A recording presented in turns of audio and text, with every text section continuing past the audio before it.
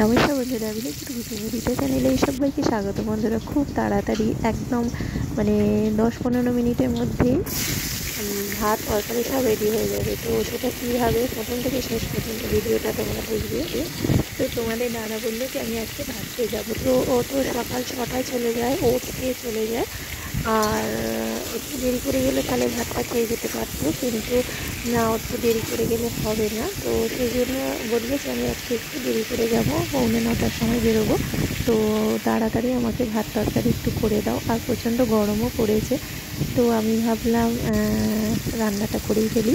তো বাড়ির সব কাজ সারা হয়ে গেছে, সেরে রান্নার দিকে চলে গেলাম। তো এখানে ঝিঙে, আলু, পেঁপে, সব সবজিগুলো প্রথমে মাছটা ভেজে নিয়েছি। রুই মাছ সকালে বললাম আমি মাছটা নিয়ে আসি, একদম জ্যান্ত রুই মাছ আর মৌরালা মাছ আছে। তো মাছগুলো ভেজে নিয়েছি।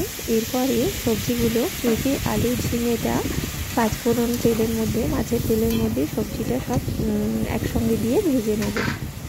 তারপরে মশলাগুলো দেবো, ধনে গুঁড়ো, জিরে গুঁড়ো, হলুদ গুঁড়ো। আর এখানে আমি কাঁচা লঙ্কা দিয়ে করবো তরকারিটা, আর বেগুন দেবো একটা। আর এই তরকারি কিন্তু খেতে অপূর্ব স্বাদের হবে, যেহেতু এখানে জ্যান্ত মাছ রয়েছে, মৌরালা মাছ আর রুই মাছ রয়েছে। তো এখানে অল্প পরিমাণে জল দেবো, আমাকে খুব তাড়াতাড়ি করতে হবে।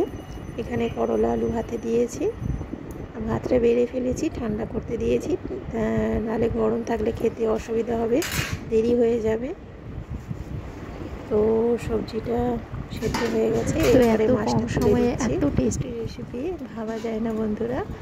একদম খেতে একদম অপূর্ব স্বাদে গরম ভাত আর এইরকম মাছের তরকারি। বিশেষ করে গরমকালে এইরকম মাছের রেসিপি থাকলে তো খুবই ভালো হয়, কাঁচা লঙ্কা দিয়ে। তো বন্ধুরা, হয়ে গেছে, এরপর আমি খেতে দিয়ে দেবো। তো বন্ধুরা, আজকে রেসিপিটা কেমন হয়েছে অবশ্যই জানাবে। আমার চ্যানেলটিকে সাবস্ক্রাইব করবে, লাইক করবে, শেয়ার করবে। ধন্যবাদ।